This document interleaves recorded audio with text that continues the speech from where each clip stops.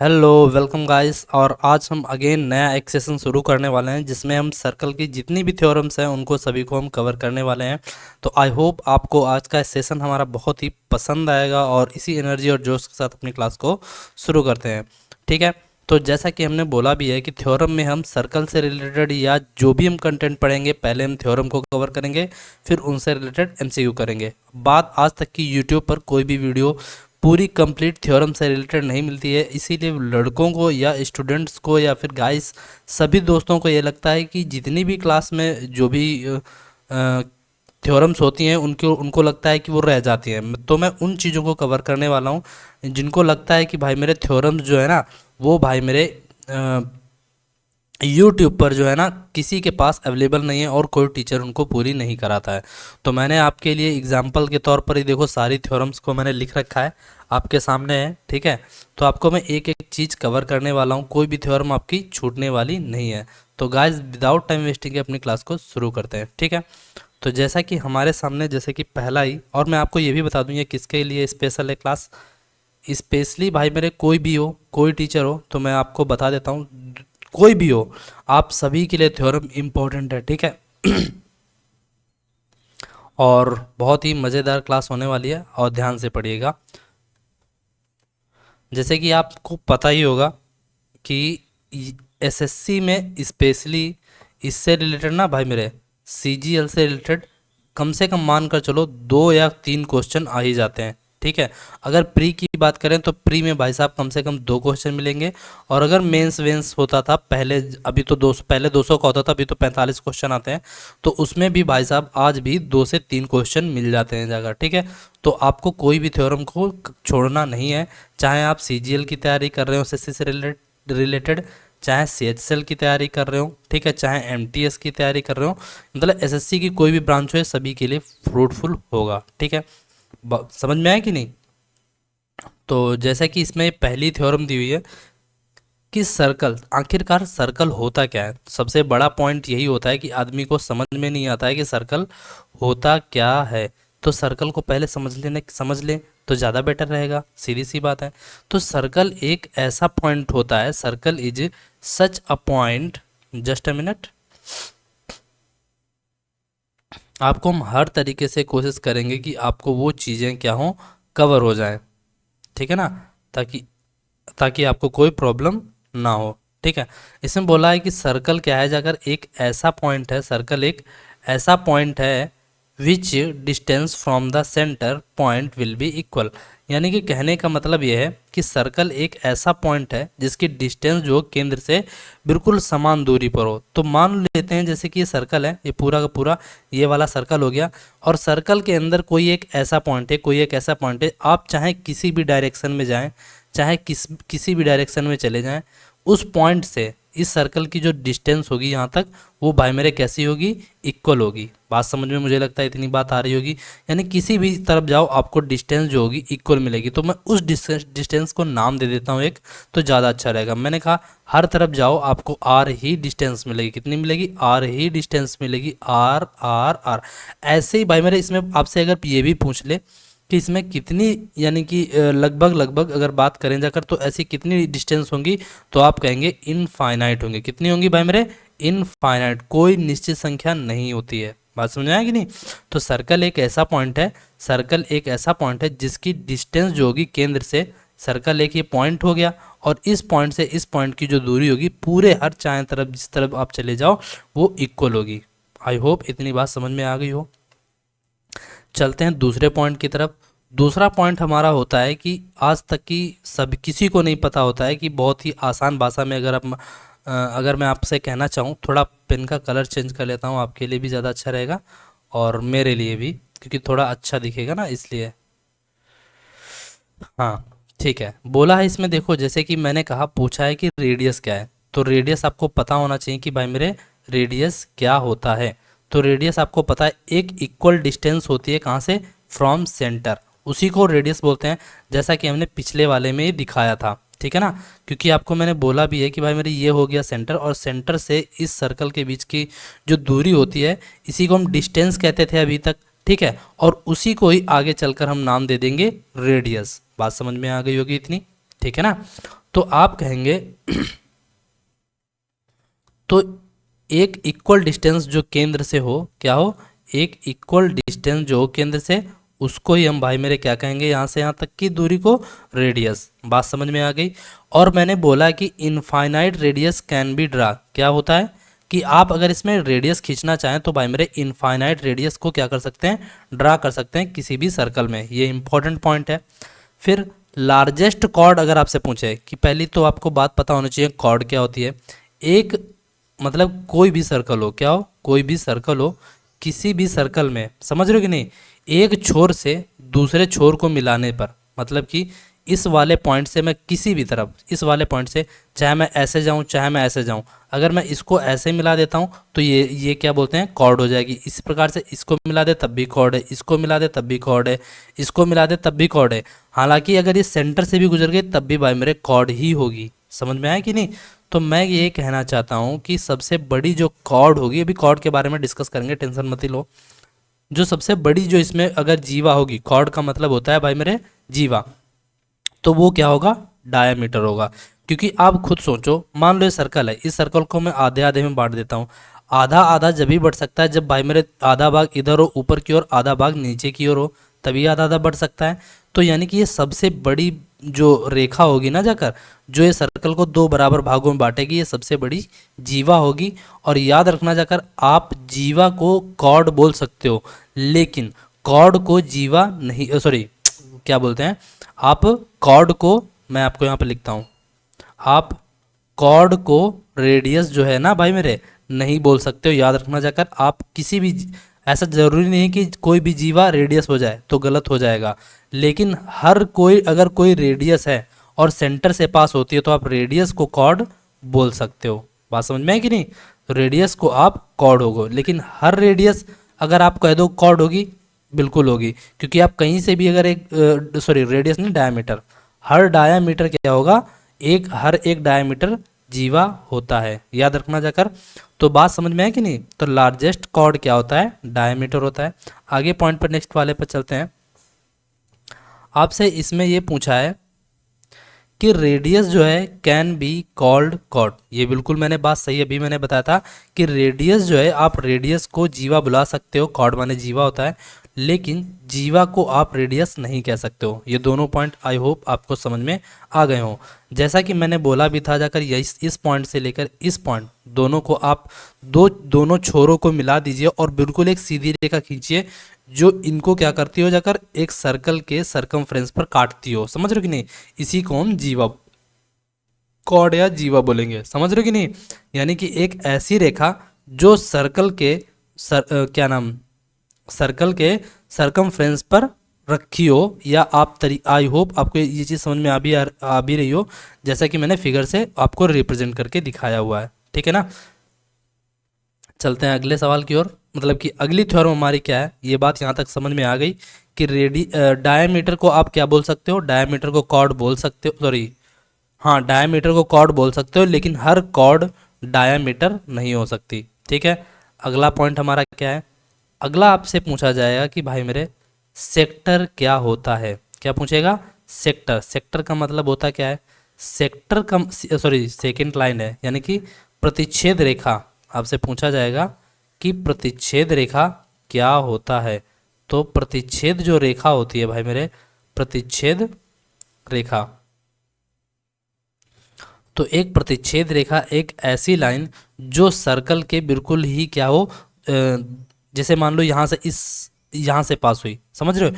एक ऐसी लाइन जो होती है जो सरकमफ्रेंस को क्या कर दे, बिल्कुल ही प्रतिच्छेद कर दे, सरकमफ्रेंस को दो भागों, मतलब कि पूरी तरीके से प्रतिच्छेद हो जाए, मतलब कि एक रास्ते से निकलकर दूसरे रास्ते में क्रॉस कर जाए, एक रास्ते से निकलकर दूसरे रास्ते में क्रॉस कर जाए। मान लो जैसे कि यहाँ से गई और इसको क्रॉस कर गई, जैसे कि यहाँ पर आप दिखाया हुआ है।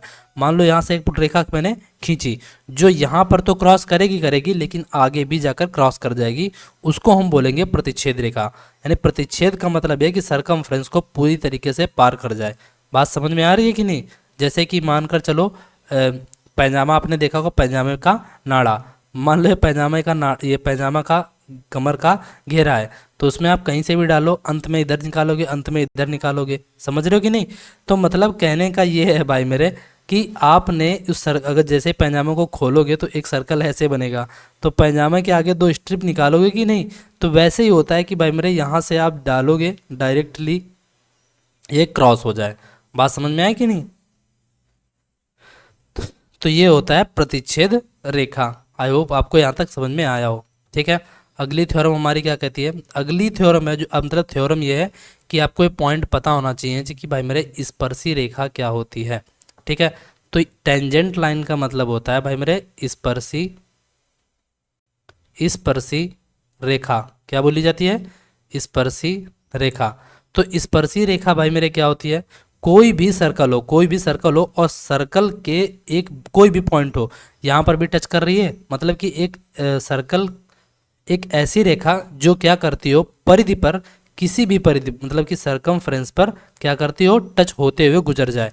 मान लो ऐसे गुजर गई, तो सॉरी, तो ये भाई मेरे क्या नाम स्पर्शी रेखा नहीं होगी। क्यों? क्योंकि जब तक कि उसको सरकमफ्रेंस पर टच करते हुए कोई भी ऐसी एक सीधी रेखा जो सरकमफ्रेंस को क्या करते हो, टच करते हुए चली जाए, छूते हुए चली जाए, ना कि ये नहीं होगी पार करते हुए चली जाए, तो सेकेंड लाइन हो जाएगी।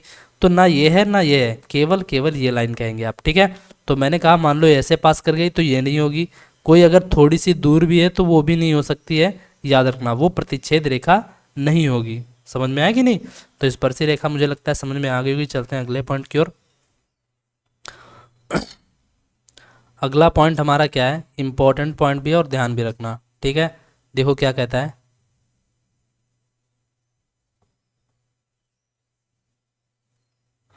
बोला यह है कि कोई दो सर्कल क्या हो, एक दूसरे को टच ना करते हो। क्या हो? दो सर्कल अगर एक दूसरे को टच ना कर रहे होंगे, यानी कि एक दूसरे को टच ही ना करें। समझ रहे हो कि नहीं? यानी कि पास आए, समझ रहे हो, लेकिन फिर भी कुछ हुआ नहीं। समझ रहे हो कि नहीं? बात समझो कि नंबर ऑफ टेंजेंट लाइन हो, कह कह क्या सकते हो, मतलब वही बात हो गई कि दो दिल थे, आपस पास तो आए लेकिन फिर भी कुछ बना नहीं जुगाड़। समझ रहे हो कि नहीं? मतलब कहने का ये है कि when two circle do not touch each other then we can draw maximum two direct common tangent lines and transverse common tangent lines. यानी कि दो सर्कल एक दूसरे को टच नहीं कर रहे होंगे तो जो उन पर दोनों रेखा मतलब कि एक ऐसी सीधी रेखा जो, या आप कह सकते हो एक ऐसी टेंजेंट लाइन जो दोनों सर्कल को क्या करती हो जाकर, एक ऐसी कॉमन टेंजेंट लाइन जो दोनों सर्कल को टच करते हुए जाए, उसको हम बोलेंगे डायरेक्ट कॉमन टेंजेंट। बात समझ में आएगी नहीं?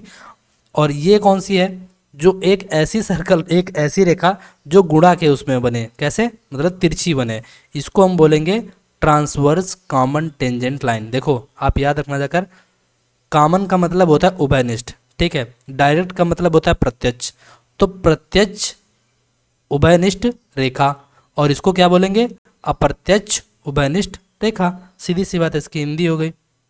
मुझे लगता है इतनी बात समझ में आ गई होगी। ठीक है, चलते, यहाँ पर सिर्फ इतना समझाना था कि डायरेक्ट कॉमन टेंजेंट लाइन और ट्रांसवर्स कॉमन टेंजेंट लाइन में डिफरेंस क्या होता है। ठीक है, आई होप इतनी बात समझ में आ रही हो। चलते हैं अगले पॉइंट की ओर। अगला आपसे पूछा है कि नंबर ऑफ टेंजेंट लाइन। क्या पूछा है? Number of tangent line. अगर कोई नंबर ऑफ टेंजेंट लाइन का मतलब यह है कि भाई मेरे स्पर्शी रेखा से स्पर्शी रेखाएं कितनी खींची जा सकती हैं किसी सर्कल में, बात ये यहाँ पर पूछी गई है। तो अगर कोई दो सर्कल क्या हो, कोई दो सर्कल एक मतलब कि एक दूसरे को मतलब एक ऐसा सर्कल क्या हो, खींचा गया हो और उसके अंदर भी एक सर्कल ड्रा कर दिया गया हो, ठीक है ना, तो इस प्रकार से मतलब कि बने सर्कल से आपसे पूछा जाएगा कि टेंजेंट लाइन अंदर वाले सर्कल पर कितनी खींची जा सकती हैं। तो आप जानते हो जाकर, आप अधिकतम से अधिकतम ये क्या होगी, ये वाली आप ऐसे भी खींच सकते हो, तो आप एक ही मैक्सिमम टेंजेंट लाइन खींच सकते हो। समझ रहे हो कि नहीं? आप चाहे कुछ भी कर लो, आप ऐसे खींचोगे या ऐसे खींच सकते हो या ऐसे खींच सकते हो, ये वाली तो ये भी तो टेंजेंट ही लाइन तो है भाई मेरे। तो मतलब कहने का मतलब ये है कि when two circle touches internally each other then we can draw maximum one tangent line. बात समझ में आ सकती है कि नहीं? मुझे लगता है एक बात समझ में आ रही होगी। तो चलते हैं अगली थ्योरम की ओर। अगली थ्योरम भाई मेरे ये कहती है कि डिफरेंस बिटवीन माइनर आर्क, यहाँ पर आर्क नहीं है ए आर सी है, और मेजर आर्क। माइनर का मतलब होता है जाकर लघुचाप, और ये होती है मेजर का मतलब होता है दीर्घचाप।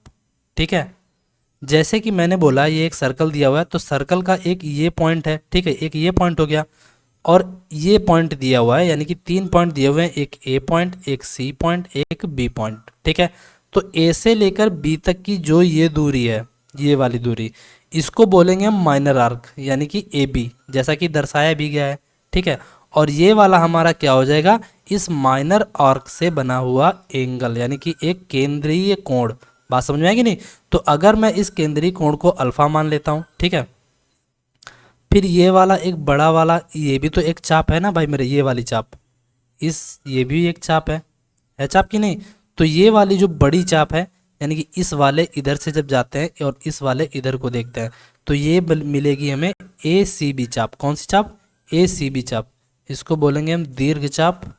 क्या बोलेंगे? दीर्घ चाप या फिर मेजर आर्क। बात समझ में आ गई होगी। तो ये वाला एंगल कितना बचेगा? ये वाला एंगल बचेगा 360 माइनस का अल्फा, क्योंकि पूरे एंगल का सम, पूरे कोण यानी कि केंद्रीय कोण का जो योग होता है वो 360 डिग्री होता है। बात समझ में आ रही होगी। तो हमने यहाँ पर ये समझाने की कोशिश की है कि अगर आपको मेजर आर्क और माइनर आर्क में अंतर नहीं पता है, वो चीज़ समझ लो। ठीक है ना? यानी कि केंद्र से बने हुए कोण से जितनी जो दूरी जो होती है जाकर सरकमफ्रेंस वाली कितनी ली गई है, उसी को हम चाप बोलते हैं। यानी कि पूरी अगर कवर की जाए तो 360 डिग्री, यानी कि पूरा एंगल, पूरे एंगल से बनी हुई चाप का जो होता है जाकर, ये होती है भाई मेरे 2πr। समझ रहे हो कि नहीं? यानी पूरी चाप कितनी होगी? 2πr होगी कि नहीं? बात समझ में आ रही हो? पूरी चाप 360 डिग्री के लिए पूरी चाप भाई मेरे कितनी होती है? 2πr होती है। समझ रहे कि नहीं? इसी प्रकार से अगर मैं अल्फा एंगल लेता हूँ तो ये ए बी भी कुछ चाप रही होगी। समझ रहे हो कि नहीं? बात समझ में आ रही होगी। तो फिर क्या होगा, तो आप जानते हो, जाकर उसी हिसाब से आप आगे समझेंगे, क्योंकि अभी सिर्फ समझाना है कि चाप, मेजर आर्क और माइनर आर्क में डिफरेंस क्या है। अगला पॉइंट हमारा क्या है, देखिए अगला पॉइंट हमारा यह है कि डिफरेंस बिटवीन मेजर सेगमेंट, यानी कि दीर्घखंड और लघुखंड में अंतर क्या है। दीर्घखंड और लघुखंड में अंतर क्या है? मैंने कहा मान लो ये एक ए बी क्या है, जीवा, ठीक है, केंद्र से नहीं पास हो रही है, याद रखना जाकर। ठीक है, और ये एक जीवा क्या करती है, उसको दो भागों में डिवाइड कर देती है। ये एक ए बी जीवा है जो उसको दो भागों में डिवाइड कर रही है। ठीक है, कितने भागों में? दो भागों में डिवाइड कर रही है। तो ये एक भाई मेरे आपको पता है जाकर, ये वाला बड़ा भाग हो जाएगा और ये वाला छोटा भाग हो जाएगा। सेगमेंट जब ही बोला जाता है जब कोई एंगल से रिलेशन ना हो। समझ रहे हैं कि नहीं? और ज़रूरी नहीं है कि एक सेगमेंट एंगल से ना हो। सेगमेंट देखो, आपको मैं एक बात बताऊं, अभी हमने पिछला पॉइंट क्या पढ़ा था, आर्क वाला। समझ रहे कि नहीं? तो आप ये वाली जो चाप है ये भी कुछ ना कुछ होगी, लेकिन जब आप आर्क बोलेंगे ना, चाप, तो आपको एंगल के रिस्पेक्ट में लेना पड़ता है। लेकिन सेगमेंट के लिए जरूरी नहीं है कि भाई मेरे एंगल से ही बना हो। समझ रहे हो? ये एंगल से भी हो सकता है और विदाउट एंगल से भी आप लिख सकते हो। समझ रहे हो? जैसे कि मैंने यहाँ पर आपको दर्शाया गया है कि ये वाला जो है, ये वाला एरिया है, ये भाई मेरे छोटा सेगमेंट, छोटा टुकड़ा। सेगमेंट का मतलब यही है, एक कांच का पूरा शीशा रख लो, उसको दो भागों में इस तरीके से डिवाइड कर दो, एक बड़ा भाग हो जाए तो उसको हम बोल देंगे मेजर सेगमेंट, एक छोटा भाग जिसको बोलेंगे माइनर सेगमेंट। बस याद रखना, इसका केंद्र से कोई रिलेशन नहीं होता है, लेकिन अगर रिलेशन लेना भी होगा तो फिर वो आर्क के उसमें चला जाएगा। याद रखना जाकर। ठीक है ना? चलते हैं अगले पॉइंट की ओर। अब आपसे पूछा है कि यहाँ पर कि सेक्टर क्या होता है। क्या होता है? सेक्टर क्या होता है? सेक्टर का मतलब भाई मेरे क्या होता है, आप समझने की कोशिश कीजिए। एक second, I am call 6, I am call 6, just minute.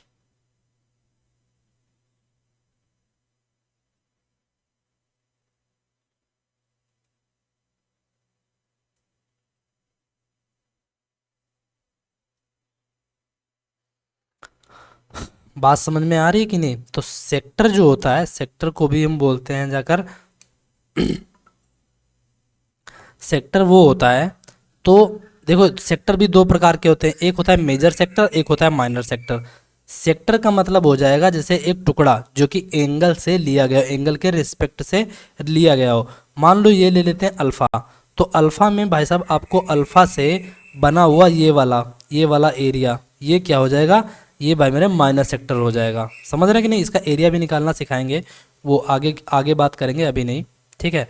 तो ये क्या हो जाएगा, ये माइनर सेक्टर है। कौन सा सेक्टर है? माइनर सेक्टर, यानी कि एक छोटा खंड जो कि एंगल से अल्फा से बनाया गया हुआ, ठीक है, किससे? अल्फा से बनाया गया हो, ठीक है। और ये हो जाएगा ये वाला बाकी बचा वाला ये बड़ा सेक्टर हो जाएगा, यानी कि ये वाला एंगल कितना हो जाएगा यहाँ पर, ये हो जाएगा 360 माइनस अल्फा से बना हुआ एरिया। समझ रहे हो कि नहीं? 360 माइनस अल्फा से बना हुआ ये मेजर सेक्टर। बात समझ में आ गई हो? चलते हैं अगले पॉइंट की ओर। ये दिया हुआ है सेमी सर्कल, यानी कि अर्धवृत्त। अर्धवृत्त जानते ही हो जाकर, अर्धवृत्त अगर आपको मैं समझाना चाहूँ तो भाई मेरे देखो, मैं आपको शॉर्ट में समझा रहा हूँ, इनकी प्रूविंग व्रूविंग अभी मैं नहीं करा रहा हूँ, क्योंकि प्रूविंग मैं कराऊंगा तो आपको डेफिनेटली आप सारी चीज़ें याद नहीं कर पाओगे, क्योंकि प्रूविंग के लिए आपको फिर उन चीज़ों को, वही बात है कि हर चीज़ वो करनी पड़ेगी। अभी मैं सिर्फ आपको थ्योरम कराना चाहता हूँ, जो आपके एग्ज़ाम के लिए तुरंत आप जाइए और थ्योरम को देख लीजिए, आप जाकर डायरेक्टली एग्ज़ाम दे सकते हो, ठीक है। सेमी सर्कल का मतलब क्या होता है कि एक ऐसी, यानी कि डायामीटर के द्वारा दो भागों में डिवाइड किया हुआ हो, यानी कि व्यास के द्वारा दो भागों में डिवाइड किया गया हो, व्यास के द्वारा दो भागों में डिवाइड किया गया हो। तो जानते हो जाकर यहाँ पर बनेगा 180 डिग्री और ये भी बनेगा 180 डिग्री। तो समझ में आया कि नहीं? यानी कि ये वाला हुआ सेमी सर्कल और ये भी हुआ सेमी सर्कल, यानी जितना एंगल है एंगल के ही रिस्पेक्ट में कह सकते हैं। एक तरीके से ये भाई मेरे सेक्टर के उसमें ही आता है। किस में आता है? सेक्टर में आता है, क्योंकि सेक्टर डिपेंड करता है एंगल पर। समझ रहे कि नहीं? चलते हैं अगले पॉइंट की ओर। अगला हमारा पॉइंट पूछा है कि रेडियस और टेंजेंट से बना हुआ ये कोण हमेशा याद रखना 90 डिग्री का होगा, यानी कि केंद्र से अगर टेंजेंट पर कभी भी हम केंद्र से टेंजेंट के बीच की डिस्टेंस को हम मिला दें, जिस पॉइंट पर मान लो ये कोई एक रेखा थी, यहाँ पर ये टच कर रही थी पी पॉइंट पर, ठीक है, और ये ओ केंद्र हो गया। अब ओ से मैंने पी पॉइंट को मिलाया तो ये रेडियस हो गई, सीधी सी बात है, क्योंकि मैंने बोला भी था आपको कि केंद्र से सरकमफ्रेंस से डिस्टेंस वो आर कही जाएगी, यानी कि रेडियस कही जाएगी। लेकिन याद रखना, अगर आपसे पूछे कि रेडियस और टेंजेंट से बना हुआ एंगल ये कितना होगा, तो आप कहेंगे 90 डिग्री होता है। समझ रहे हो? ये क्विक रिवीजन के लिए, जिसको जल्दी से रिवीजन करना है सारी की सारी थ्योरम। अगला पॉइंट हमारा क्या है? If I have a circle and we draw chord AB and OM is perpendicular on AB radius R, then what is always true. मतलब कहने का ये कि अगर कोई O हमारा केंद्र हो और OB हमारी क्या हो जाकर, सॉरी AB हमारी क्या हो, जीवा हो, तो O केंद्र से अगर मैं इस जीवा पर कोई लंब डाल देता हूँ, क्या कर देता हूँ, लंब डाल देता हूँ, तो लंब डालते ही यानी कि याद रखना AM के बराबर MB होगा। क्या होगा? AM के बराबर MB होगा, और R ये रेडियस होगी, और R ये भी क्या होगी जाकर, रेडियस होगी। समझ रहे हैं कि नहीं? यानी कि कहने का मतलब है कि AM जितना होगा उतना ही MB भी होगा।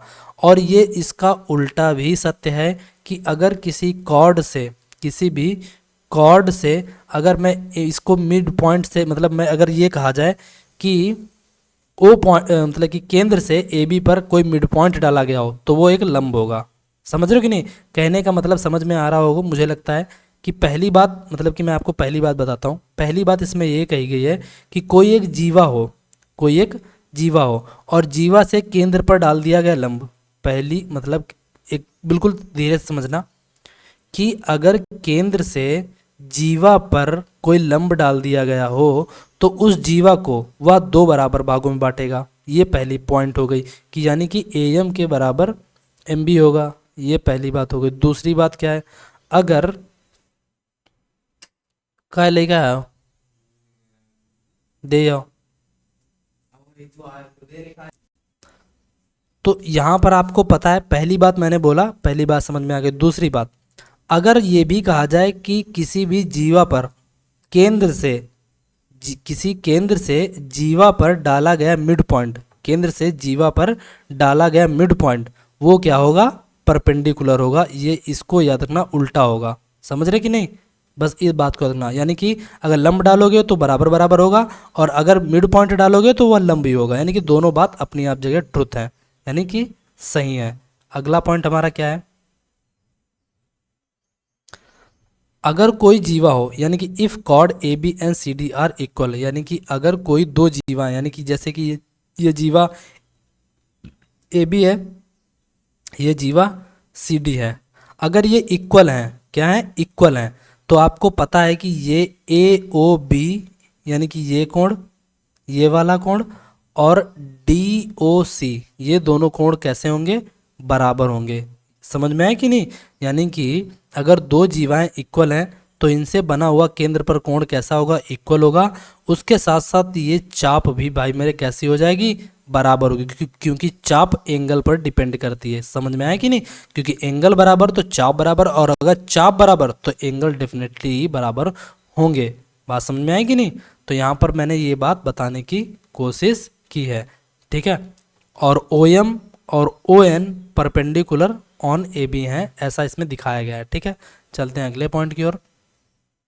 अगला पॉइंट हमारा क्या है, वृत्त के किसी चाप के द्वारा, यहाँ पर छाप नहीं चाप है, चाप के द्वारा केंद्र पर बना कोण इस चाप के द्वारा परिधि पर बने कोण का दोगुना होता है। कहने का मतलब क्या है, इस बात को समझिए कि मैंने कहा मान लो ये कोई सर्कल है, सर्कल पर ये पी पॉइंट है, ठीक है ना, और मैंने एक ये मान लो ये कोई बी पॉइंट है, सॉरी, और ये कोई हो गया सी पॉइंट। बी से मैंने पी को मिलाया तो ये एक जीवा हो जाएगी, फिर पी से मैंने सी को मिला, ये भी एक जीवा हो जाएगी। बात समझ में आया कि नहीं, तो कहने का मतलब यह है कि इस चाप के द्वारा, यानी कि इस चाप के द्वारा, समझ रहे हो कि नहीं, ये एक जितनी ये छोटी वाली चाप है, इस चाप से बना केंद्र पर कोण कितना है, बना केंद्र पर जो कोण होगा, छोटी वाली जो चाप जो भी आप लोगे, क्या लोगे, चाप जो भी ले रहे हो, जो भी मैटर करती है, आप चाप पर ध्यान करना, ठीक है। मैं फिर दोबारा समझाने की कोशिश करता हूँ, आपको कंसीडर करना है चाप पर। जितनी बड़ी, यानी कि जो चाप से अगर केंद्र पर बना कोण, चाप से केंद्र पर बना कोण, जो परिधि पर इसी चाप से बन रहा हो कोण, परिधि पर जो कोण बन रहा हो, उस वाले कोण का ये क्या होगा, कोण दोगुना हो जाएगा, ये ट्वाइस हो जाएगा, जैसा कि इसमें दिखाया गया है, ठीक है। इसको मैं आसानी से समझा सकता हूँ, लेकिन मैं सिर्फ आपको सिर्फ यहाँ पर थ्योरम को रिवीजन कराना चाहता हूँ, जल्दी से रिवाइज कर लेना, ठीक है। इसी प्रकार से यहाँ पर भी है कि अगर अब यहाँ पर चाप कैसी है, बड़ी हो गई, तो चाप बड़ी हो गई, इसी मैं चाप चूंकि पी क्यू ले रहा हूँ बड़ी वाली, तो ये क्या हो जाएगा, ये एंगल होगा 2 अल्फा, तो ये भी एंगल कितना हो जाएगा, अल्फा, क्योंकि मैंने बोला है कि चाप से बना केंद्र पर कोण परिधि पर बने कोण का दोगुना होता है। बस ये बात कहनी थी, ठीक है। ये हो गई major segment, sorry major arc, ये हो गई माइनर आर्क, ठीक है। अगला पॉइंट सेम चीज़ है, बस यहाँ पर देखो, मैंने कहा मान लो ये कोई पॉइंट हुआ ओ, और ये क्या हुआ ए, और ये हो गया बी, यानी कि ए बी डायामीटर हो गया, सीधी सी बात है। ए बी अगर डायामीटर है तो आपको पता है कि ये वाला एंगल कितना हो जाएगा, 180 डिग्री। ये कितना हो जाएगा, 180 डिग्री। अभी मैंने बोला था कि अब केंद्र पर बना चाप से केंद्र पर बना कोण परिधि पर बने कोण का दोगुना होता है। तो आपको ये पता ही है जाकर क्या, ये क्या है, परिधि है, क्या है, परिधि है, ठीक है। ये आप कह लीजिए एक ए बी क्या है, एक चाप है, क्या है, ए बी एक चाप, ये भाई मेरे क्या है, चाप, ठीक है। ये क्या है, एक चाप, और चाप से कोण पर केंद्र कितना बन रहा है, 180 डिग्री।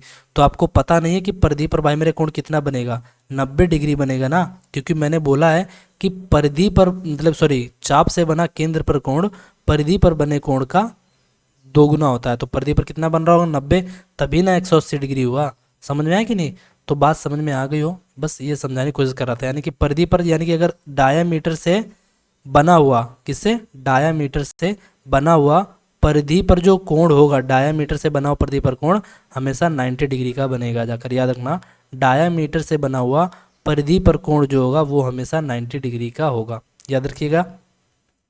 चलते हैं अगले पॉइंट की ओर। एक सेकेंड, कौन से पॉइंट पर था, ये वाला, ठीक है। अगला क्या है, देखो अगर कोई साइक्लिक क्वाड्रिलेटरल कब बोला जाता है, यानी कि साइक्लिक क्वाड्रिलेटरल का मतलब है कि चक्रीय चतुर्भुज।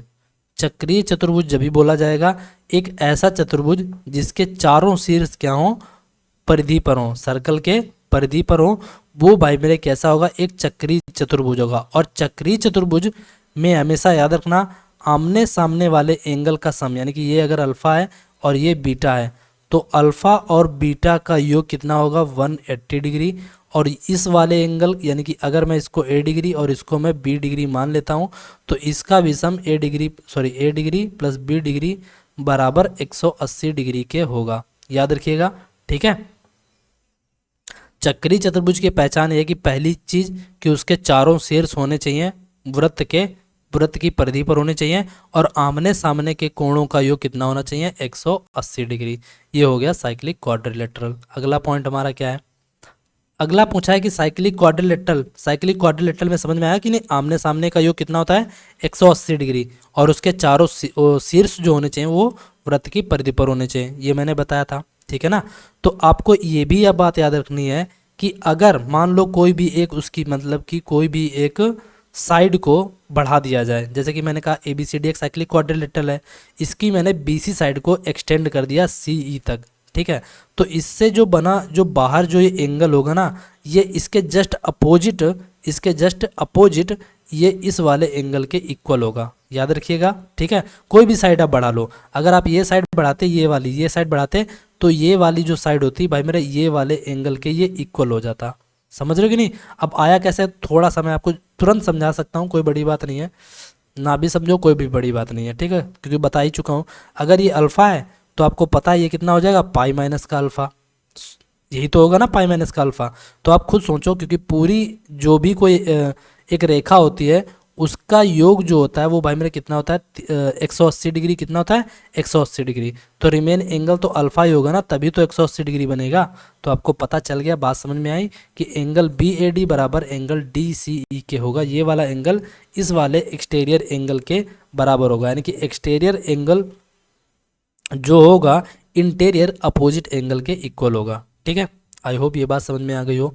अगली थ्योरम क्या कहती है, ये थ्योरम भी भाई मेरा टालमी थ्योरम है, इसको प्रूव करना नहीं है, बस आपको याद रखना आ जाएगा। ठीक है, D1 और D2 यानी कि मैंने कहा एक ऐसा साइक्लिक क्वाड्रिलेटरल ABCD बनाते हैं। मेरी थ्योरी पर बात पर ध्यान देना कि मैंने कहा कि कोई एक ऐसा सर्कल लेते हैं जिस पर एक ऐसा क्वाड्रिलेटरल बनाते हैं, या फिर आप सीधे कह लीजिए क्योंकि आपको पता ही है कि एक ऐसा साइक्लिक क्वाड्रिलेटरल लेते हैं जिसके दोनों डायगोनल आपस में D1 और D2 दो डायगोनल हैं, एक दूसरे को O पॉइंट पर काट रहे हों। बात समझ में आए कि नहीं। तो उन दोनों डायगोनल का जो मल्टीपल या फिर गुणनफल होगा वो आमने सामने की भुजाओं का गुणनफल और A इंटू सी और प्लस B इंटू डी के गुणनफल के बराबर होगा। समझ में आया कि नहीं, बात समझ में आ गई हो मुझे लगता है। चलते हैं अगले पॉइंट की ओर। ये भाई मेरे है, ये इसको मैंने नाम दिया AST थ्योरम। क्या नाम दिया, AST यानी कि alternate segment theorem. Alternate segment theorem का मतलब यह है कि भाई मेरे कोई भी एक यानी कि सर्कल हो, सर्कल से एक कोई DE कोई टेंजेंशियल लाइन हो जो उसको C पॉइंट पर किसको, सर्कल को टच करती हो, तो आपको पता होना चाहिए कि जो ये वाला एंगल है वो भाई मेरे इससे, ये वाला एंगल इससे, वो भाई मेरे इस वाले एंगल के इक्वल होगा, यानी कि अल्फ़ा हमारा इस वाले एंगल के इक्वल और बीटा हमारा इस वाले एंगल के इक्वल होगा। बात समझ में आ गई कि नहीं। यानी कि ये एक्सटीरियर एंगल है और ये इंटीरियर एंगल है, तो एक्सटीरियर एंगल इस वाले एंगल के इक्वल होगा, ध्यान रखना जाकर। ठीक है, इसी को हम बोलते हैं अल्टरनेट सेगमेंट थ्योरम। चलते हैं अगली थ्योरम की ओर। अगली थ्योरम हमारी क्या कहती है कि रिलेशन बिटवीन टेंजेंट लाइन और एंगल क्या होगा। मैंने कहा मान लो P कोई एक्सटीरियर पॉइंट होता है और P कोई एक्सटीरियर पॉइंट है और O हमारा सेंटर है। क्या है, सेंटर। तो O सेंटर से एक्सटीरियर पॉइंट P को मिला दिया हमने, फिर उस पर हमने कोई AP कोई क्या कर दी, टेंजेंट लाइन खींची जो सर्कल को A पॉइंट पर क्या करती है, मिलती है जाकर। बात समझ में आई कि नहीं। तो A पॉइंट पर मिलती है जाकर, तो याद रखना जाकर तब ये वाला एंगल जो होता है हमेशा कितने डिग्री का होता है, 90 डिग्री का होता है। इस बात को याद रखना। यानी कि सेम चीज़ अगर OAB O A P by similarity से आप देखेंगे तो भाई मेरे ये भी भाई मेरे कैसा होगा, ये भी एंगल 90 डिग्री का होगा। यानी कि ये वाली रेखा हमारी क्या होगी, कॉमन हो जाएगी। तो अगर ये कॉमन हो गई तो आपको पता ही है, जाकर आपने अगर सिमिलैरिटी ये पढ़ी होगी, या सॉरी सिमिलैरिटी कह रहा हूँ, कंग्रुएंसी पढ़ी होगी, सर्वांग समता, तो सर्वांग समता से आपको पता चल जाएगा कि आपको पता होना चाहिए राइट हाइपोटेनियस साइड। समझ रहे हो, राइट हाइपोटेनियस साइड में क्या होता है कि एंगल के रिस्पेक्ट, राइट एंगल के रिस्पेक्ट में हाइपोटेनियस क्या हो, सेम हो, और एक भुजा सेम हो। तो भाई मेरे यहाँ पर आपको पता ही है कि ये भुजा भी भाई मेरे कैसी होंगी, दोनों ये टेंजेंट लाइन इक्वल होंगी, और इनसे बने हुए ये दोनों कोण भी इक्वल होंगे। समझ में है कि नहीं। अगर कहने का मतलब यह है कि if we draw two tangent P A and P B, अगर किसी एक्सटीरियर पॉइंट से अगर मैं दो रेखाएं पी ए और पी बी खींचता हूं, तो दोनों ये यानी कि टेंजेंट लाइन कैसी होंगी, स्पर्शी रेखा बराबर होंगी, और ये दोनों एंगल भी बराबर होंगे, याद रखना जाकर, ठीक है। और ये जो इनसे बना हुआ कोण, ये दोनों टेंजेंट पॉइंट, ये मैं आगे भी पीछे भी बता चुका हूँ, वो भाई मेरे 90 डिग्री होगा। एक बात और याद रखिएगा कि एंगल ए ओ बी, यानी कि ए ओ बी यानी ये वाला angle, angle A O B plus angle A P B, angle A P B बराबर कितना होगा, 180 डिग्री होता है। इस बात को भी याद रखिएगा। बात समझ में आई। तो मैंने यहाँ पर लिखा भी है एंगल ए पी बी यानी कि ए पी बी बराबर एंगल ए ओ बी है, एंगल ए पी बी बराबर एंगल ए ओ बी। ये भाई मेरे इसमें गलत लिखा हुआ है, होना चाहिए था ए पी ओ होना चाहिए था, यहाँ पर ए पी ओ होना चाहिए था, यहाँ पर भी ए पी ओ, और यहाँ पर होना चाहिए था बी पी ओ होना चाहिए था। छोड़ो, ये वाला गलत इसमें लिखा हुआ है, जो मैंने बताया वो सही है, इसमें गलत लिखा हुआ है, ठीक है। बाकी A P B plus A O B ये लिखा हुआ है, सही है बिल्कुल। एंगल ए पी ओ और ये भी सही है, और एंगल ए ओ पी ये भी बात सही है, याद रखिएगा, इंपॉर्टेंट पॉइंट है, ठीक है। चलते हैं अगली थ्योरम की ओर। अगली थ्योरम क्या कहती है, हमें स्पर्शी रेखा और कोण के बीच में रिलेशन बताना। स्पर्शी रेखा और कोण के बीच में रिलेशन, अभी मैंने आपको बताया था कि भाई मेरे ये कोई एंगल है, किसी एक्सटीरियर पॉइंट पी से मैंने ए और बी सर्कल पर दो पॉइंट से टेंजेंट पॉइंट खींच, टेंजेंट लाइन खींच ली, ठीक है। और ए से मैंने यहाँ पर मिलाया, तो ये भाई मेरे एम पॉइंट हो गया, और ये कोई सर्कल पर एन पॉइंट हो गया। तो बात आपको ये याद रखनी है, अगर मान लो कि एंगल ये वाला x डिग्री दिया है, तो आपको ये बात पता ही है कि ये वाला एंगल कितना होगा। अभी मैंने बताया था दोनों का योग कितना होता है, 180 डिग्री। तो ये भाई मेरे पाई माइनस का x डिग्री हो जाएगा। आप कहेंगे बिल्कुल सही बात है, आप कह रहे हैं बिल्कुल सही बात कहेंगे। तो ये भाई मेरे पाई माइनस का x डिग्री, अगर ये x डिग्री तो पाई माइनस का x डिग्री होगा। लेकिन अगर ये पाई माइनस का x डिग्री है तो रिमेन एंगल ये कितना बच गया, तो आप कहेंगे ये हो जाएगा पाई प्लस का x डिग्री। क्यों, क्योंकि पूरे का योग तो होना चाहिए 360 डिग्री होना चाहिए ना इस वाले पॉइंट का, सर्कल का। तो आप कहेंगे बिल्कुल बात सही है। तो आपसे अगर ये एंगल पूछा जाएगा कि एंगल ए एम बी कितना होगा, तो एंगल ए एम बी जब निकालेंगे, एंगल ए एम बी, तो आपने एक थ्योरम पढ़ी थी कि भाई मेरे चाप से बना हुआ कोण परिधि पर बने कोण का दोगुना होता है। तो यहीं से ये थ्योरम निकल कर आएगी कि एंगल ए एम बी जो होगा वो 90 डिग्री प्लस इस वाले एंगल का या x डिग्री बाई 2। साबित करने के लिए मैंने थोड़ा सा आपको हिंट दे दिया, आप निकाल भी सकते हो, ठीक है। इसी प्रकार से ये वाला, अगर ये वाला कोण देकर आपसे ये पूछा जाए ए एन बी, तो ये एंगल कितना होगा, 90 डिग्री माइनस का x डिग्री बाई 2। समझ रहे हो। नज़दीकियाँ होने पर आपको मैं याद कैसे कर रहा हूँ, याद मतलब हिंट देता हूँ ताकि आप उस चीज़ को एक याद रख सको दिमाग में। नज़दीक बढ़ोगे तो भाई मेरे ऐसा होगा ना, मान लो दो लोग होंगे तो आपस में जुड़ने की कोशिश करते हैं, जुड़ गए तो उनसे क्या होगा कि प्लस बन गया, नज़दीक था ना, क्योंकि ये एंगल कैसा था, ये वाला एंगल नज़दीक था कि नहीं, ये एंगल कैसा था, नज़दीक था। अगर ये एंगल नज़दीक बन रहा है तो प्लस लगाएंगे, दूर जाएंगे तो 90 डिग्री में माइनस लगा देंगे। बात समझ में आ गई होगी मुझे लगता है। अगली थ्योरम क्या है देखो।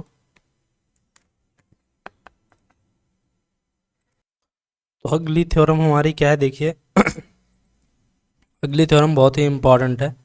अगली थ्योरम में ये कहता है कि relation between tangent and angle line के बीच में स्पर्शी रेखा और कोण के बीच में आपको बताना है कि रिलेशन क्या होगा।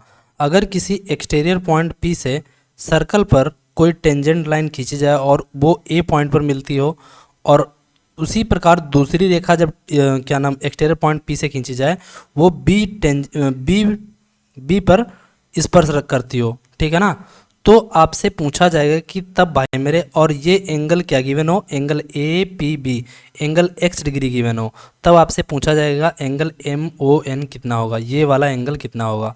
तो आपको ये बात भी याद रखनी है, यहाँ पर दो थ्योरम बनती है, मैं दोनों थ्योरम को बताने की कोशिश करता हूँ, ठीक है।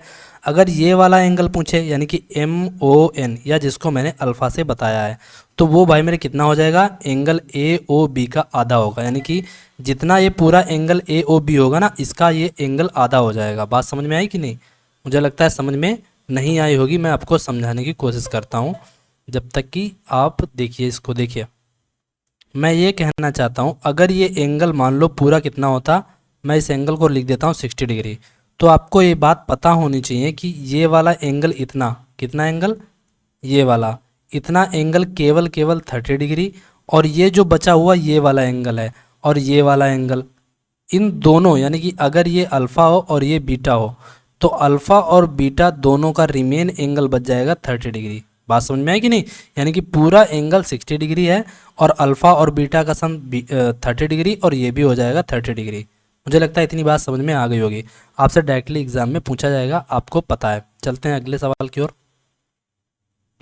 अगला सवाल है कि रिलेशन बिटवीन यानी कि रेखा और कोण के बीच में संबंध को आपको दर्शाना है।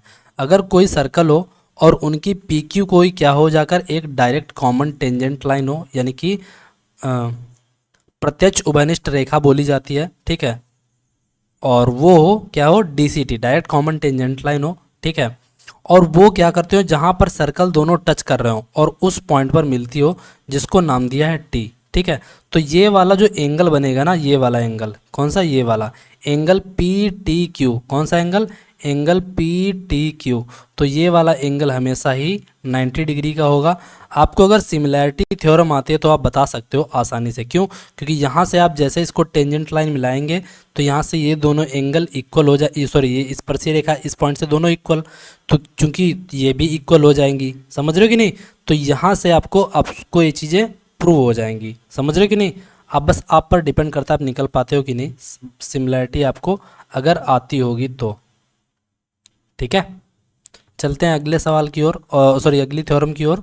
बस आपको ये बात याद रखनी है कि अगर कोई दो सर्कल एक दूसरे को टी पॉइंट पर टच कर रहे हो और पी क्यू उनमें क्या हो, एक डायरेक्ट कॉमन टेंजेंट हो, तो इस टेंजेंशियल पॉइंट से और ये कॉमन टेंजेंट से बना हुआ ये एंगल जो होता है हमेशा 90 डिग्री का होता है, क्योंकि ये डायरेक्टली पूछा भी गया है, इसीलिए मैं आपको बताना चाहता हूँ।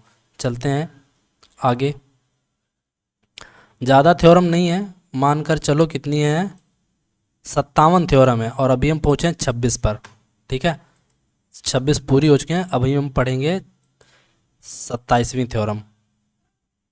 चलो देखो क्या है, यहाँ पर आपको दिखाया गया है कि रिलेशन दिखाना है आपको रेखा और कोण के बीच में, जैसा मैंने अभी बताया था बस वैसा ही है, बस थोड़ा सा अंतर आपको देखने को मिलेगा। क्या देखने को मिलेगा, वहाँ पर भाई मेरे एक दो सर्कल थे, यहाँ पर एक ही सर्कल होगा। कहने का मतलब यह है कि मैंने कहा एक ये कोई स्पर्शी रेखा हो गई और एक ये कोई स्पर्शी रेखा हो गई, दो कोई स्पर्शी रेखाएं हैं।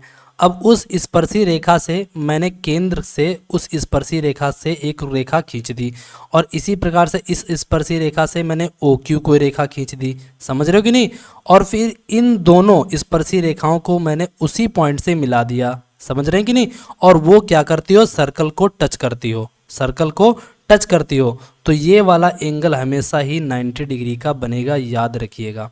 कैसा बनेगा, 90 डिग्री का बनेगा, यानी स्पर्शी रेखा और इन दोनों स्पर्शी रेखाओं से ये वाला जो केंद्र पर बनाया गया कोण हमेशा ही 90 डिग्री का होगा। इस बात को याद रखिएगा, कई बार एग्जाम में पूछा भी गया है। और दूसरी चीज़, क्योंकि आपने पढ़ा होगा, अगर आपने राइट एंगल ट्रायंगल थ्योरम में पढ़ा होगा कि अगर कोई राइट ट्रायंगल दिया हुआ है और उसके क्या नाम 90 डिग्री वाले पॉइंट से, यानी कि जहाँ पर 90 डिग्री एंगल बना होता है उस पॉइंट से लंब पर, सॉरी अर्ध, क्या नाम, हाइपोटेनियस पर अगर हम लंब डालते हैं, क्या हम लंब डालते हैं, और उस लंब को मैं नाम दे देता हूँ पी, ठीक है, और पी दे देता हूँ, मान लो इस पॉइंट पर एम पर मिलता है, ठीक है ना, और ये एक्स हो और ये वाई हो, यानी कि कहने का मतलब यह है कि एक ए बी सी को राइट एंगल है, बी पॉइंट से मैंने क्या नाम हाइपोटेनियस पर एक लंब डाल दिया, तो आपसे पी स्क्वायर बराबर क्या होगा, एक्स वाई के बराबर होगा।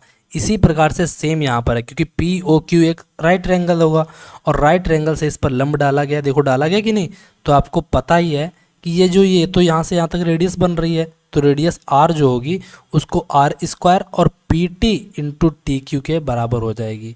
बात ये दोनों पॉइंट याद रखना। जाकर चलते हैं अगले पॉइंट की ओर।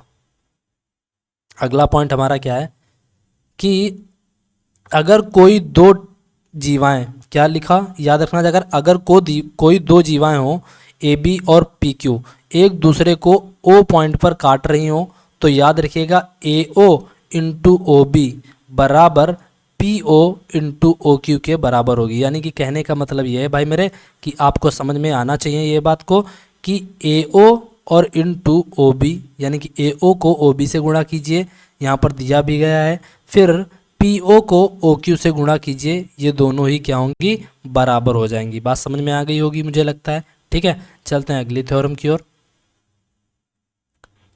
थ्योरम दूसरी ये कह रही है कि मान लो कोई टी पॉइंट एक्सटेरियर, कोई टी पॉइंट है, एक्सटेरियर टी पॉइंट से मैंने एक क्या कर दी, जाकर एक सेगमेंट लाइन खींच दी, एक प्रतिच्छेद रेखा खींची, जो भाई मेरे पहले मिलती है क्यू पर काटती है और फिर पी पर जाकर रुकती है जाकर।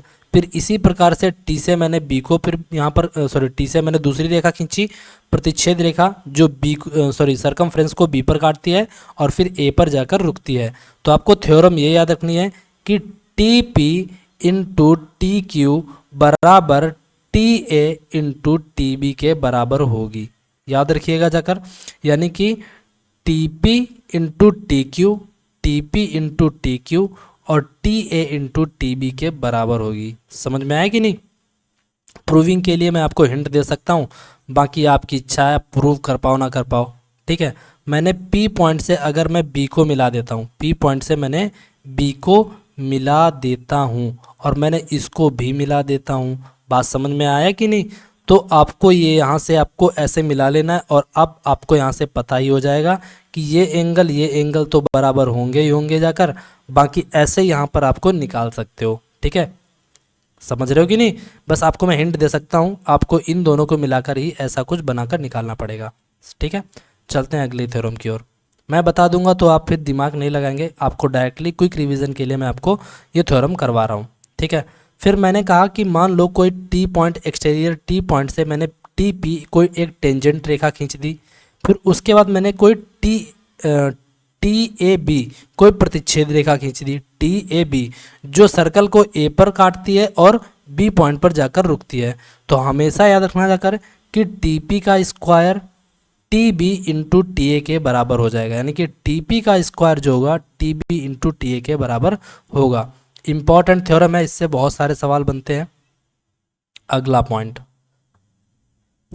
अगर कोई दो जीवाएं ए बी और सी डी एक दूसरे को पी पॉइंट पर काट रही हो, बात समझ में आया कि नहीं, और इन दोनों पॉइंट से ये कहीं जाकर इस पॉइंट पर ओ पॉइंट पर मिलते हैं, यानी कि ए ओ और सी ओ, फिर और डी ओ और बी ओ, ठीक है ना। तो ये वाला एंगल किससे, डी और बी से बनाया हुआ ये एंगल, यानी कि डी बी चाप से बनाया हुआ एक्स डिग्री एंगल और ए सी चाप से बनाया हुआ वाई डिग्री एंगल, समझ रहे हैं कि नहीं। तो आपसे पूछा जाएगा कि भाई मेरे कि डी ओ बी कितना होगा, क्या पूछा जाएगा, डी ओ बी कितना, सॉरी डी पी बी कितना होगा, यानी कि एंगल डी ओ बी और एंगल ए ओ सी देकर आपसे ये एंगल पूछा जाएगा डी पी बी। तो याद रखिएगा इन दोनों एंगल के सम का आधा होता है, समझ रहे हैं कि नहीं, जो एंगल दिए हों, जैसा कि इसमें दर्शाया भी गया है उस चीज़ को आप समझने की कोशिश कीजिए। यानी कि एंगल डी पी बी जो ये वाला एंगल हो गया और ये वाला एंगल हो गया, इन दोनों के एंगल का सम का आधा कर देना, ठीक है। अगली थ्योरम क्या कहती है, अगर मान लो सेम चीज़ है, उसमें कोई बस फिगर में कोई बदलाव नहीं है, बस एंगल चेंज कर दिए। एंगल पहले ये वाले दिए थे, ये वाले, अभी दिए हैं ये वाले एंगल। कौन से? ये वाले एंगल। कौन से? ये वाला एंगल और ये वाला एंगल, कोई वो उसमें नहीं है। अब चाप बस चेंज हो गई है, चाप ये हो गई, कौन सी हो गई? ये वाली हो गई। अब आपसे जो एंगल पूछा जाएगा, तब एंगल आपसे ये वाला पूछा जाएगा। कौन सा? ये वाला एंगल पूछा जाएगा या फिर ये वाला एंगल, क्योंकि ये दोनों अगर प्रतिच्छेद कर रहे हैं तो आपको पता है कि वर्टिकली अपोजिट एंगल इक्वल होते हैं, तो आपको पता है कि ये वाले एंगल कितने हो जाएंगे, इन दोनों के एंगल का सम का आधा कर देंगे। बात समझ में आ गई? तो आपको पता ही है कि एंगल ए पी डी जो होगा, इन दोनों के एंगल का सम का आधा हो जाएगा, जैसा कि इसमें बताया भी है। चलते हैं अगले पॉइंट की ओर। ये सबसे इम्पॉर्टेंट है, क्योंकि कोई भी किसी टीचर मुझे नहीं लगता है बताया होगा। सबसे इम्पॉर्टेंट है ये इसका, इस वाले सवाल का। ठीक है, देखो क्या है इसमें। ये बोला है कि अगर कोई मान लो सेंटर हमारा ये पॉइंट ओ हो गया, क्या है? अगर हमारा सर्कल हो, उस सर्कल में ओ हमारा क्या हो? केंद्र ओ हो, ठीक है ना। और उस केंद्र पर छोड़ दो, ठीक है, वो केंद्र हो गया। अब मैंने कहा मान लो मैंने बी सी कोई एक क्या नाम जीवा खींची, और बी से मैंने एक ए जीवा खींची, और फिर सी से मैंने एक ए जीवा खींची, ऐसे मैंने बना लिया, ठीक है ना।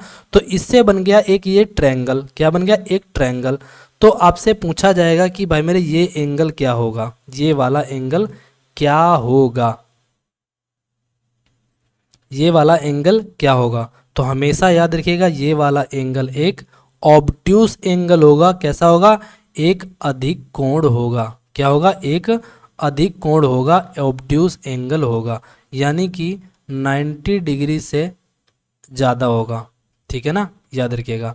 क्योंकि ऑब्ट्यूस एंगल जो होता है 90 डिग्री से बड़ा, लेकिन 180 डिग्री से छोटा होता है, ठीक है। चलते हैं अगले सवाल की ओर, अगला मतलब थ्योरम की ओर। अगली थ्योरम क्या कहती है? अगर किसी टी पॉइंट से दो प्रतिच्छेद रेखाएं खींची जाएं, टी ए बी और टी सी डी, ठीक है, और ओ कोई हमारा क्या हो जाकर, ये कोई हमारा केंद्र हो, ठीक है ना। तो बी ओ डी ये हमारा एक एंगल दिया हुआ है, और एंगल ए ओ सी एक एंगल ये दिया हुआ है, ठीक है ना।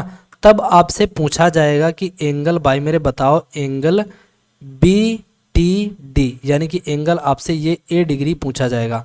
तो ए डिग्री भाई मेरे जो होगा वो x degree difference y degree by 2 होता है, यानी कि इन दोनों एंगल के अंतर का आधा होगा ये वाला एंगल, ये वाला एंगल जिसको मैं यहाँ पर घुमा रहा हूँ, यानी कि ये वाला एंगल, ठीक है। याद रखिएगा, बहुत इंपॉर्टेंट थ्योरम है, डायरेक्टली एग्जाम में पूछी गई है, आप डायरेक्ट नहीं कर पाते हो। चलते हैं अगले पॉइंट की ओर। अगला पॉइंट देखो हमारा क्या कहता है कि कोई दो सर्कल अगर एक दूसरे को क्या कर रहे हो, टच कर रहे हो, तो याद रखना जाकर अगर एक दूसरे को टच कर रहे हो, ठीक है ना, तो छोटे सर्कल की रेडियस को R1 माना गया है, सॉरी R मान लिया गया, क्या माना गया? R। और बड़े वाले सर्कल की रेडियस को बड़ी R माना गया, कैपिटल R माना गया है, ठीक है ना। और PQ हमारी कोई क्या है? डायरेक्ट कॉमन टेंजेंट है, यानी कि DCT। क्या है PQ? PQ एक हमारी क्या है भाई मेरे? डायरेक्ट कॉमन टेंजेंट है, ठीक है। ये क्या हो गई? DCT, ठीक है।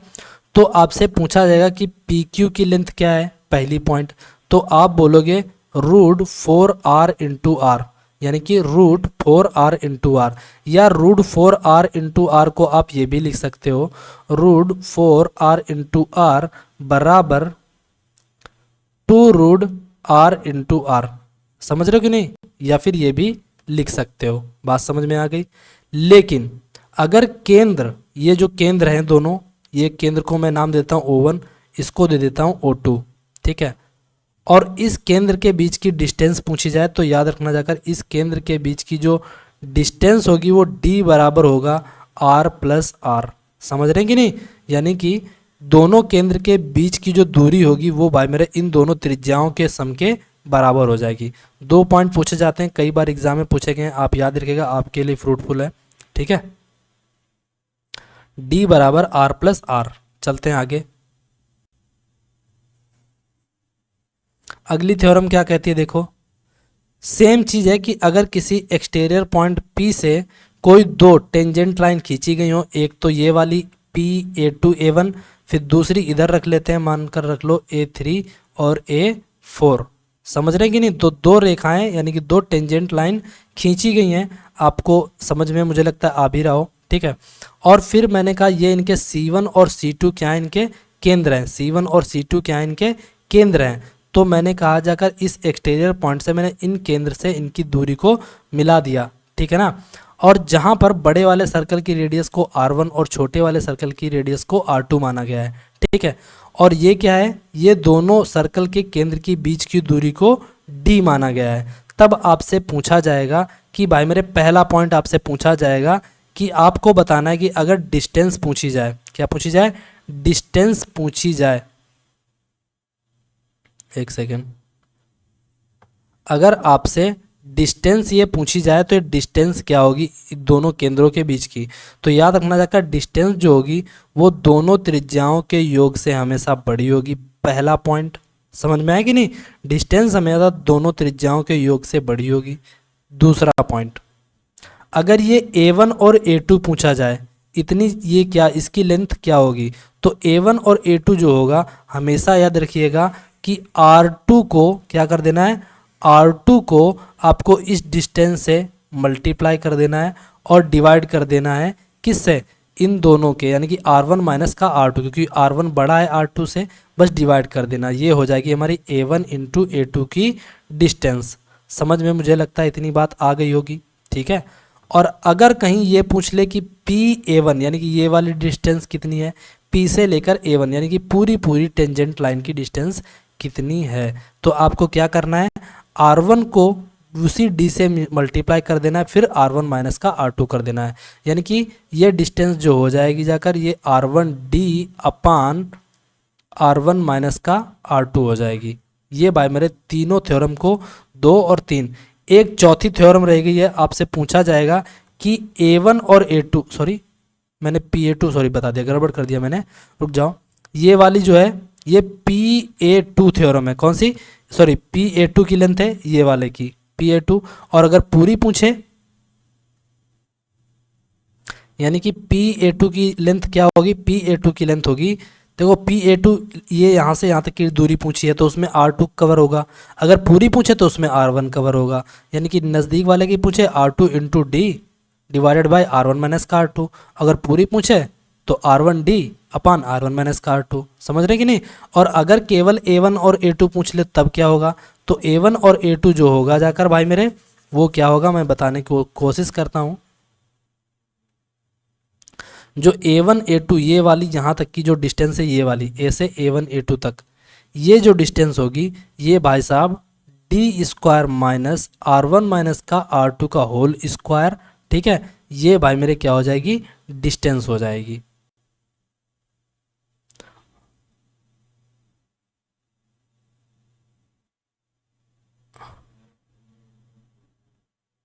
यहाँ पर याद रखना जाकर, यहाँ पर सर्कल अंडर रूट चढ़ा लेना, इसमें लिखा नहीं है, ठीक है। D स्क्वायर माइनस का R1 माइनस का R2 का होल स्क्वायर ये होगा, ठीक है। यहाँ पर अंडर रूट नहीं लिखा हुआ है जो कि होना चाहिए, ठीक है। चलते हैं अगली थ्योरम की ओर। अगली थ्योरम ये कहती है, सेम चीज़ है उसमें कोई वो डिफरेंस नहीं है, मुझे लगता है सेम ही थ्योरम लिख गई है क्या, नहीं नहीं नहीं नहीं नहीं, वहाँ पर टच कर रहे थे लगता है, नहीं यहाँ भी नहीं टच कर रहे थे, एक सेकेंड, 2 3, सेम चीज़ है इसमें कोई देखो यहाँ पर लगा भी हुआ है अंडर रूट, उसमें लगा नहीं था, ठीक है। ये वाला अगला पॉइंट ये देखो, अगर कोई दो इक्वल सर्कल, नेक्स्ट थ्योरम क्या है, अगर कोई दो इक्वल सर्कल जब भी होंगे जब उनकी रेडियस कैसी हो, इक्वल हो। जब रेडियस हमारी इक्वल होगी तो आपको पूछा जाएगा कि भाई मेरे अगर इन दोनों सर्कल की क्या हो, रेडियस इक्वल हो, तब आपसे पूछा जाएगा कि PQ की डिस्टेंस कितनी होगी, तो PQ जो होगा वो हो जाएगा √3R। कितना हो जाएगा, PQ बराबर R√3, या कह लीजिए R जो है ना रूट से बाहर है, सिर्फ 3 जो है रूट के अंदर है, ठीक है। तो क्या हो जाएगी √3R, पी क्यू की लंबाई, जैसा कि इसमें दिया भी गया होगा, नहीं दिया, अच्छा दिया है, तो कॉमन कोड जो लेंथ हो जाएगी इन दोनों से, एक कॉमन जीवा भी तो होगी, बात वो भी कह सकते हो, कॉमन कोड लेंथ के लीजिए, इसकी डिस्टेंस के लीजिए, तो हो जाएगी r√3। ठीक है, आई होप इतनी बात समझ में आ गई हो। ठीक है, चलते हैं अगले पॉइंट की ओर। अगर आधी पूछ ले तो आधी जानते हो, बस डिवाइड कर देना 2 से, आधी हो जाएगी। अगली थ्योरम क्या है देखो, अगर कोई सर्कल हो और इस सर्कल, ये कोई सर्कल हो और इस सर्कल से बाहर कोई हमने क्या कर दिया, एक क्वाड्रिलेटरल बनाया जो कि क्या करता हो, इनको स्पर्श करता हो, क्या करता हो, स्पर्श करता हो, समझ रहे हैं। या फिर आप ऐसा कह सकते हो, कैसा कह सकते हो कि अगर कोई क्वाड्रिलेटरल हो, कोई भी क्वाड्रिलेटरल हो और उसके अंदर मैं एक ऐसा सर्कल बना हूँ जो उसकी परिधि पर क्या करता हो, उनकी क्या नाम, साइड को टच करता हो, तब इसका आपसे क्या पूछा जाएगा, इसकी रेडियस पूछी जाएगी, किसकी, सर्कल की। तो सर्कल की रेडियस क्या होगी, क्वाड्रिलेटरल का एरिया, यानी कि इस वाले क्वाड्रिलेटरल का area divided by S. S क्या है, ये जो है ना, ये क्या नाम, ये क्वाड्रिलेटरल, तो क्वाड्रिलेटरल जो है ना, इस क्वाड्रिलेटरल की सेमी पेरीमीटर यानी कि अर्ध परिमाप। तो अर्ध परिमाप क्या होगा, सभी साइड को सभी साइड की लंबाइयों का योग, सभी साइड की लंबाइयों के योग का आधा, इसी को बोलेंगे एस सेमी पेरीमीटर ऑफ। ये देखो बनाया भी है मैंने आपको समझाने के लिए। ठीक है, चलते हैं अगले पॉइंट की ओर। ये हमारी थ्योरम इंपॉर्टेंट भी है, आपसे पूछा गया है कि अगर एक सर्कल क्या हो, किसी क्वाड्रिलेटरल के अंदर हो, क्या कहो, कोई अगर एक सर्कल एक क्वाड्रिलेटरल के अंदर दिया हो, ठीक है, तब आपसे पूछा जाएगा कि कौन सा संबंध इनके बीच में सही होगा। तो आप याद रखना, इस पी क्यू का जो इस पी क्यू और P Q plus R S, समझ रहे हो, इन दोनों टेंजेंट लाइन का सम, यानी कि P Q plus R S, जैसा कि यहाँ पर दिया हुआ है P Q plus R S, P Q plus R S और P R plus Q S के बराबर होगा। इस बात को याद रखिएगा। ठीक है, चलते हैं अगले पॉइंट की ओर। When a circle is inscribed in a quadrilateral and O is center, then which is correct relation। मतलब कहने का है कि एक किसी भी क्वाड्रिलेटरल के अंदर कोई भी एक सर्कल इस तरह का से, इस तरीके से रखा जाता है कि वो उसकी साइड को टच करता है, ठीक है ना, और फिर P से मैंने S को मिलाया, ठीक है, P से मैंने S को मिलाया और Q से मैंने R को मिलाया, यानी कि आप कह सकते हो इस क्वाड्रिलेटरल के डायमीटर कौन है, पी एस और आर क्यू। ठीक है, तो आपको पता है जाकर, अगर ये डायमीटर हो गए तो आपको पता है ये वाला एंगल जो होगा ना, ये वाला एंगल, ये दोनों एंगल का सम, यानी कि पी ओ आर, सॉरी आप ये चाहे कह लो चाहे ये कह लो, यानी कि वर्टिकली अपोजिट एंगल जो होंगे ना, इनका सम 180 डिग्री होगा। ये केंद्र से नहीं गुजर रहे हैं, इस बात को भी ध्यान रखना। ठीक है, दोनों का एंगल का सम कितना होगा, 180 डिग्री, जैसा कि दिया हुआ है P O R plus Q O S 180 डिग्री, इसी प्रकार से पी ओ क्यू और आर ओ एस 180 डिग्री। समझ रहे हैं कि नहीं, इस बात को याद रखना। बाकी ये पहली वाली थ्योरम जो कि अभी पहले बताई है। दूसरी थ्योरम क्या है देखिए, when given a circle in a triangle, मतलब कि कोई sorry, when given a circle and a triangle is inscribed which word से touch the circumference then what will be relation. कहने का मतलब यह है कि कोई सर्कल हो और उसमें एक ये क्या बनाया गया हो, ए बी सी, ये देखो दिया हुआ है, ये है ए बी सी एक ट्रायंगल। ठीक है, ये क्या है, ए बी सी एक ट्रायंगल। तब आपसे पूछा जाएगा भाई मेरे, एक रिलेशन तैयार होता है, आपको पता होना चाहिए, बहुत बार कई बार एग्जाम में पूछा गया है कि ए बी और ए सी दोनों का मल्टीप्लाई प्लस ए ई को मैं ई से मल्टीप्लाई करूंगा और ए ई इंटू डी ई, एक सेकंड रुक जाओ, ये बड़ा वाला हो गया, ठीक है, ठीक, ए ई इंटू डी ई बराबर जो होगा वो इसी इसी ए ई स्क्वायर के बराबर होगा। इस बात को याद रखना है जाकर। ठीक है, और ये दोनों क्या है जाकर, ये जो है ना angle triangle A B C में ये वाले दोनों एंगल कैसे होंगे जाकर, इक्वल होंगे, यानी कि इक्वली बराबर बराबर एंगल होंगे। समझ रहे कि नहीं? बात समझ में आ रही है कि नहीं? यानी कि आप कह सकते हो एडी जो है एक इंटीरियर एंगल है। इंटीरियर एंगल में क्या होता है आपको पता है, एंगल इक्वल होते हैं। ठीक है, चलते हैं अगली थ्योरम की ओर।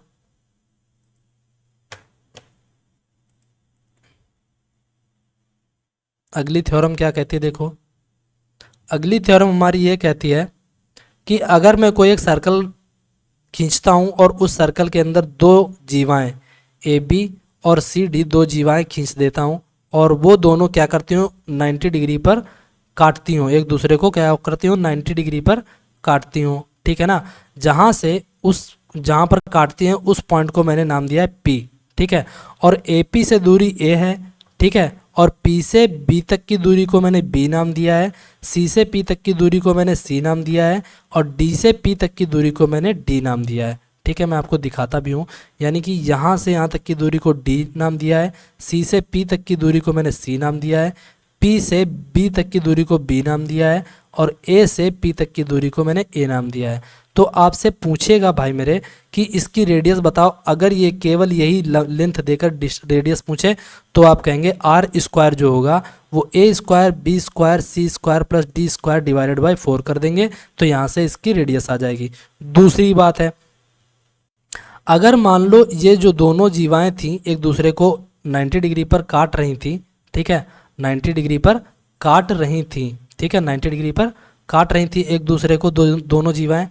अगर इस वाली जीवा को, इन दोनों जीवाओं को मैंने इस तरीके से इस वाले पॉइंट से मिला दिया तो इसकी लेंथ x है। फिर मैंने इस जीवा को मैंने मिला दिया, यानी कि दोनों जीवाओं से ये कॉमन पॉइंट हो गया, तो ये भाई मेरे क्या है, इसकी डिस्टेंस y है। तब अगर रेडियस पूछे तो आर स्क्वायर जो होगा वो x square plus y square के बराबर होगा। समझ रहे कि नहीं? वाई आर स्क्वायर जो होगा वो x square plus y square divided by 4 के बराबर होगा। क्यों? क्योंकि ये यहाँ पर 90 डिग्री जब है ही भाई मेरे, दोनों जीवाएं 90 डिग्री पर काट रही होंगी, तो क्या भाई मेरे ये भी तो सही होगा कि एक्स स्क्वायर बराबर ए स्क्वायर प्लस डी स्क्वायर। क्यों?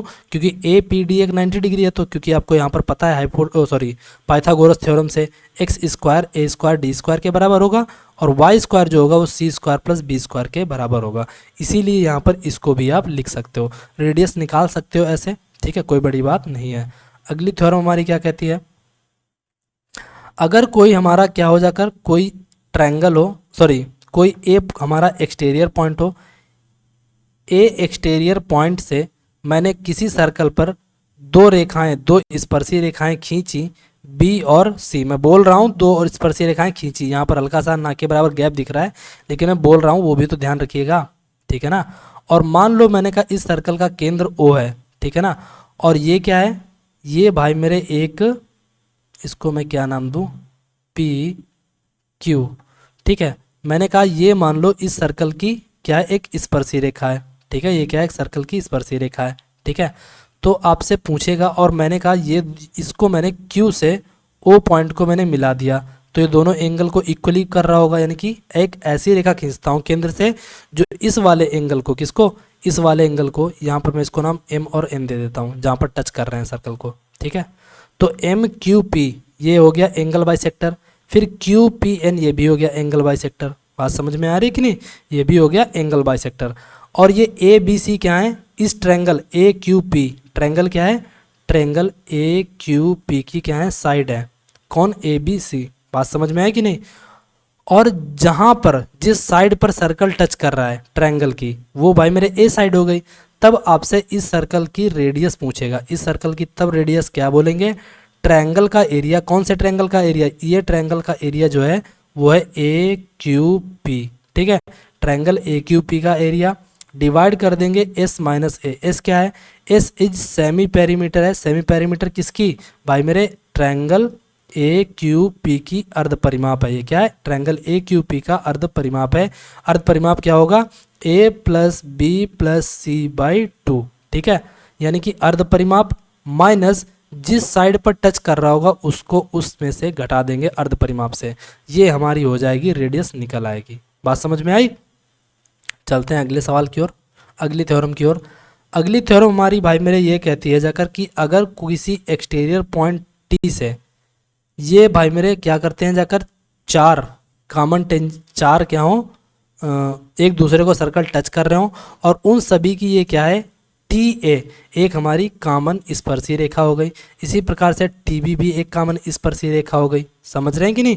तब आपसे पूछा जाएगा भाई मेरे कि तब आपसे पूछा जाएगा कि हमेशा याद रखना जाकर, तो इस बात को दिमाग में हमेशा याद रखना जाकर कि अगर सभी के केंद्र कुछ ना कुछ होंगे ना जाकर, मैं सभी के नाम देना चाहूँ तो O1, फिर O2, फिर O3, फिर O4, यही नाम दे सकता हूँ, ठीक है ना। तो मैंने इनको सीधे इससे मैं केंद्र से मिलाऊंगा, ठीक है। तब आपको यहाँ से पता चलेगा कि हमेशा ये जो सर्कल होंगे ये हमेशा जियोमेट्रिक प्रोग्रेशन में होंगे। कहने का मतलब क्या है जियोमेट्रिक प्रोग्रेशन में, उस बात को भी समझो। आपने अगर थोड़ा बहुत बेसिक पढ़ा होगा आपको समझ में आ जाएगा, ठीक है। नहीं पढ़ा होगा कुछ नहीं समझ में आएगा, ठीक है। ज्योमेट्रिक प्रोग्रेशन का मतलब यह है कि मान लो एक पहली साइड 2 है, दूसरी साइड 4 है, तीसरी साइड 8 है। कहने का मतलब यह है कि अगर मैं दूसरे, यानी कि इनका रेशियो कैसा होगा, सेम होगा। कहने का मतलब यह है, ठीक है। 4 को मैंने, यानी कि दूसरी वाली टर्म को मैं पहली वाली से डिवाइड करता हूँ तो क्या आएगा, अनुपात हमारा 2 आएगा, 2:1। फिर मैं 4 को फिर मैं 8 से डिवाइड करता हूँ तब भी 2 आएगा। फिर अगली टर्म अगर 16 होगी, 8 को 16 से डिवाइड करूंगा तो 2 आएगा। कहने का मतलब यह है कि अगर भाई मेरे जीपी में होंगे ना, बात यह है कि मतलब कि अगर ये